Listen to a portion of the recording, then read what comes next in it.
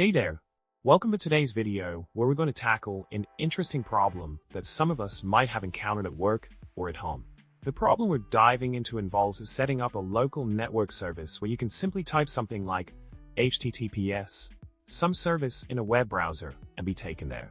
It's a cool project that can be both challenging and educational, especially if you're curious about how it all works.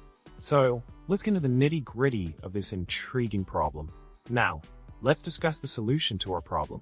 Certificates play a crucial role in verifying the authenticity of a site, but it's actually DNS that makes a site real.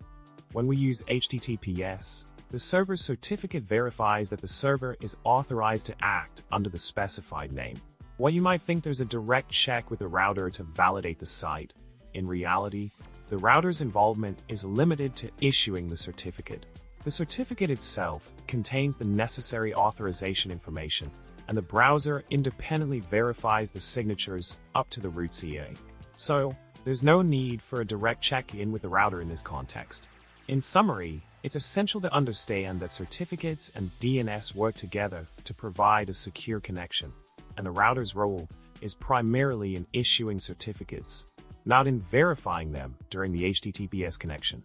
Remember, trust in a network can compromise the security of TLS, so blind trust in the router could defeat the purpose of using certificates.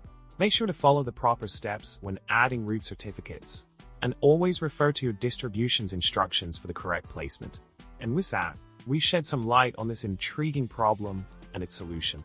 Thanks for tuning in today, and remember to subscribe, like the video, and drop a comment below with your thoughts. Stay curious, stay safe, and I'll catch you next one.